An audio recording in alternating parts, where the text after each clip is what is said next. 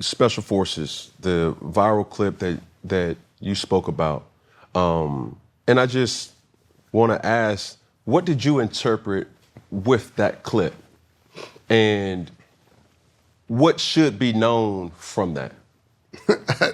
It was like the movie The Matrix. I mean, when I explained it, I thought it was common sense for me, but the response that people were having was like, most people who watch the movie The Matrix, they think it's an action adventure flick. Mm-hmm. No, it's a story of Jesus Christ, right? I mean, it's the story of the Bible, right? And so now I want you to go watch The Matrix again and watch it through that different lens.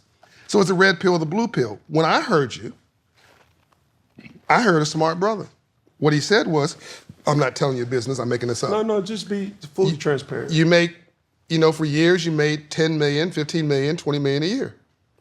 Your expenses were, I'm making this up, 2 million, 3 million, 4 million a year. And you let people live their best life, including your children, including the loved one that brought the child in the world. And all Baby that. mother. Baby mother, okay. You said it, I didn't. But then when the NFL contract ends, I don't care how much wealth you've created, the income goes to zero overnight. Right. You went from 10 or 20 million a year to zero, but the expenses continue at 3, 4, 5 million. And what I heard you say was, after I retired, I realized I cannot keep doing the things that I did before. It's irresponsible because it's not sustainable over the length of their lives. We have got to reset this to a level that is still fantastic. They're going to have everything they need, but some of the flossing has to stop. And maybe you need to go buy some stocks and bonds and not just go buy a car and some candy. Yeah. So I just thought about it was just a different change of priorities. Yeah. And I love that you were transparent about it and you had this coming to Jesus moment and you were like, before my accountant calls and tells me I'm broke in 5 years because I'm trying to make everybody happy, let me hit the brakes right now and reset everything and this is my interpretation now, let me go from making money to building wealth. Right. Which is the building we're in now and the businesses that you're building, which hopefully your children will inherit as part of their inheritance. You and I were talking about Shaq. And what Shaq said, Shaq's kids were like, Daddy, why should we work? We rich. No. Shaq, no, we ain't rich. I'm rich. I'm rich. Yes, sir. You need to go get a job and a skill. I think the thing with the clip that... Did I get that right, by the way? Yes, you did. Okay. And I think... Well, I know for that, I took offense of what came from that. What people didn't know was this, all right? In anything that's on TV, it goes through a stringent and very precise editing process. Yeah. You shared a statistic that is extremely true. Post any professional sport, right? 70% of former athletes either file for bankruptcy, divorce. Right. Well, divorce is right after it, by the way. Right. And it just heavily impacts you in a negative way. Right.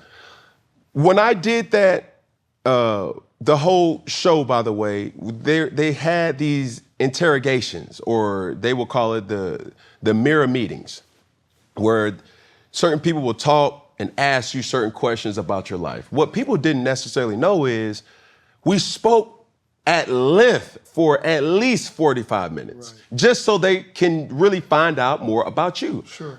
Understanding the storyline, understanding really how can we sell this to the masses, that statistic is not just a John Hope statistic that he just said. People know that. Right. After talking at length about my life, this 45-second soundbite was something that they said, oh, no, that fits the status quo of who he is. Now, what I didn't like, not from you. They used it for clicks. For clicks. They used it for clicks. What I didn't like and by the way, Roland Martin, to give him credit, Roland Martin texted me this clip, and he said, John, this is a great financial literacy moment. For sure. I think that Cam's been misinterpreted here, and maybe you can right-size. So I try to deal with my piece. I actually said, I'm proud of you. Right. Yeah. But this is the thing that our culture, or us as a people, Black, is understanding this. We have to normalize vulnerability. That's right. That's right. That was my first book, Love Leadership. By the way. You feel me? So like when I'm in Vulnerability this is power. when I'm in this moment of knowing like, yo, things have to change about me, physically, spiritually, emotionally, financially. That's right. And one of those things is while I was doing that show, I realized like, yo, I have an anger issue. An anger issue meaning I that would never want you angry at me, brother. I'm in good shape, but I would never want you angry at me. I called you Superman when you walked in the green room. But understand why. Why is because that anger was always channeled to football. So now you have an anger issue. It's not an anger issue, it's an anger gift that you are able to exhort that into football. Right. Now, you take football away, where does that gift now turn into?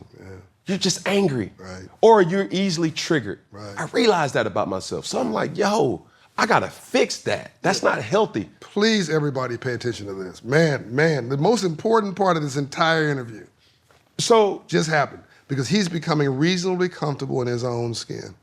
That's my gift. That is my number one gift, is I'm reasonably comfortable in my own skin. You've gotta acknowledge that you're not perfect, that you gotta heal from your crap. You gotta deal with your stuff. And I think that's the most courageous thing. What you just said right there shows how strong you really are. Yes, sir. That's a real man. Vulnerability is not a weakness, it's a strength. Yes, sir. But most people are not vulnerable enough to be strong. That's a real strength. And Because by the way, you just want a lot of ladies just fell in love with you. No, I can't do that. I can't do that. Even though my ego would appreciate that, but I can't. But I say that because it's not accepted in our. Man, be tough. Don't let them see you cry. Man, tough's overrated. Don't let them show. Don't show when you hurt. Those things I carry with me even as a man. So when we started talking about my family, that led me into understanding like, hold on, I realized